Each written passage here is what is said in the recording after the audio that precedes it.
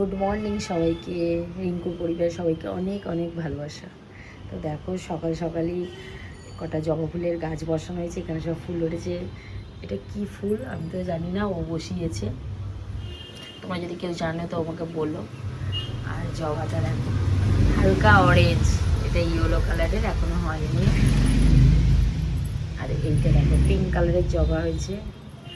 এই জবাটা দেখেছো, দেখাই তোমাদের, দেখো কিভাবে হয়েছে, সেই থোকা মতো। আর এখানে একটা রেড কালারের আছে, এটাও থোকা মতোই জবাই, এখনো হয়নি, শুধু জবা গাছ বসিয়েছে।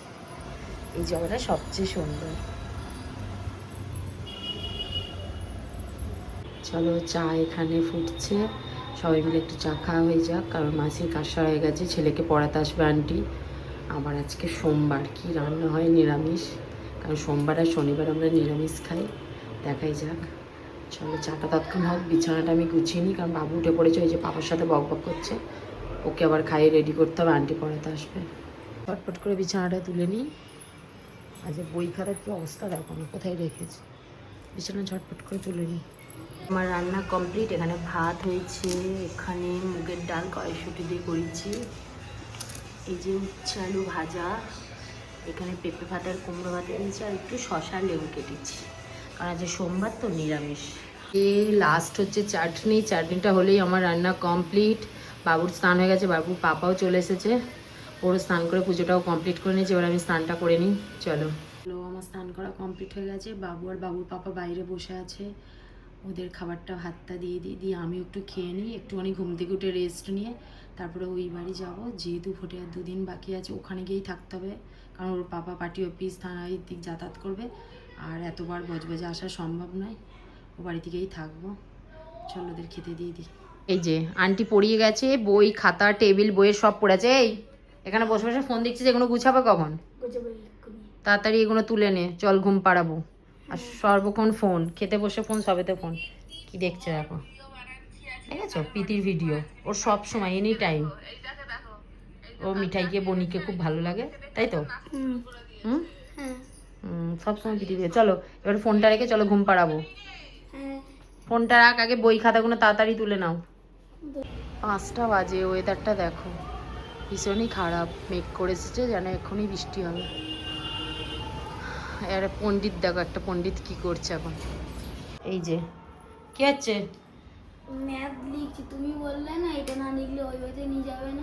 ঠিকই বলেছি, সেই দেরি করে ঘুম থেকে উঠেছে, অনলাইন ক্লাস করোনি, লিখে নাও তাড়াতাড়ি।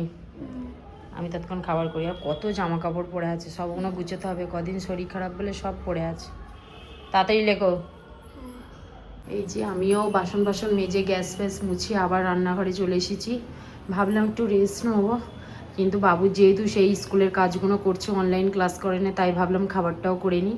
এখানে জল গরম বসিয়েছি, এখানে আলু কাটা হয়ে গেছে, আর এই যে ময়দা, আজকে তো সোমবার নিরামিষ, তাই ভাবছি একটু পরোটা আর আলুর দম করব জল গরম দিয়ে। তাও পাপা তো উঠেই সন্ধে দিয়েই বলবে চলে চলো, আর ওর সাথেই বেরিয়ে যাব, বাইরের আকাশের অবস্থাও খারাপ, যদি আবার ঝড় বৃষ্টি হয় সন্ধ্যের দিকে, তাই ভাবলাম আর শোবো না, চলো ঝটপট খাবারটা করে নিই আর ওর কাজগুলো করে নিই তৎক্ষণ। কদিন শরীর খারাপ হয়ে চোখ মুখের আমার কী হাল।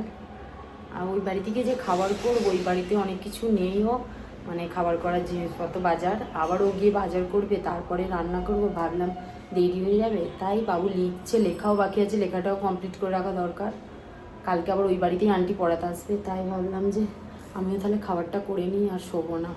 ঘুম তো ভীষণ পাচ্ছে, যেহেতু দুপুরে ওষুধ খাওয়ার পরে হেভি ঘুম লাগে, মানে না খাবারটা করে নিই। আর বাইরে ভীষণ হাওয়া চলছে, ওয়েদার খুব খারাপ, চলো ঝটপট রান্নাটা করে নিই।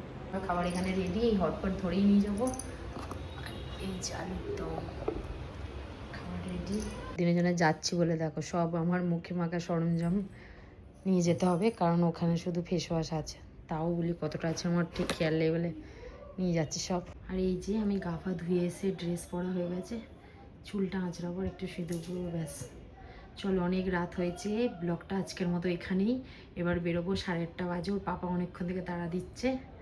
চলো টাটা, বাই, গুড নাইট।